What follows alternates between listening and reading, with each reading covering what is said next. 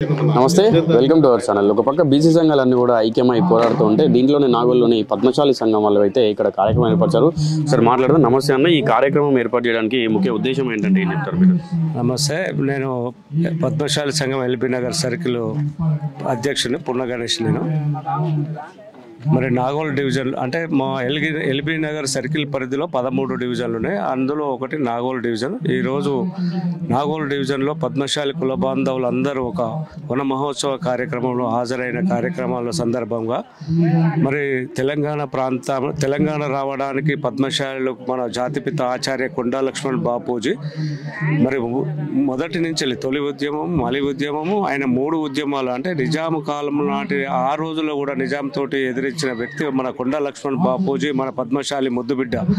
మరి ఈ రోజు కూడా బీసీ సంఘాల 42% బీసీలకు రిజర్వేషన్ అని సంబంధించిన మరి కార్యాచరణ నడుస్తున్న సందర్భంలో కూడా మరి పద్మశాలీలందరూ కూడా ముక్త కంఠంతో ఈరోజు మరి ఆ 42% రిజర్వేషన్ సంబంధించిన దాంట్లో ప్రతి ఒక్కరు పార్టిసిపేట్ చేసి ఒక ఉద్యమం ఉవ్వెత్తున లేచే విధంగా పద్మశాలీలు అందరూ పాల్గొనాలని చెప్పి ఈ సందర్భంగా తెలియజేయడం జరుగుతుంది.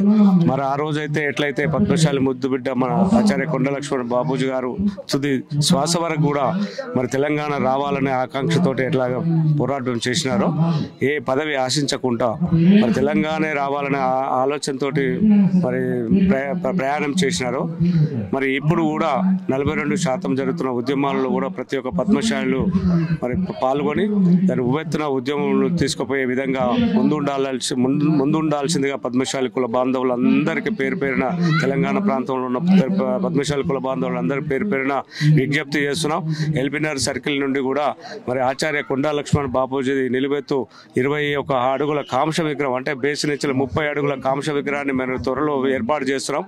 ఆ కార్యాచరణలో భాగంగా కూడా ఈ బీసీ ఉద్యమంలో కూడా మా ఎల్బీ నగర్ సంఘం వాళ్ళందరూ కూడా పార్టిసిపేట్ చేస్తారు. ఇంతవరకు మీరు ఎంతమందిని ఐక్యం చేశారు? అలాగే ఇంకా ముందు మీ ప్రణాళిక? చాలా వరకు ఐక్యం చేశాము, ఇంకా కూడా మరి ఐక్యం చేయడానికి ప్రయత్నం చేస్తున్నాం.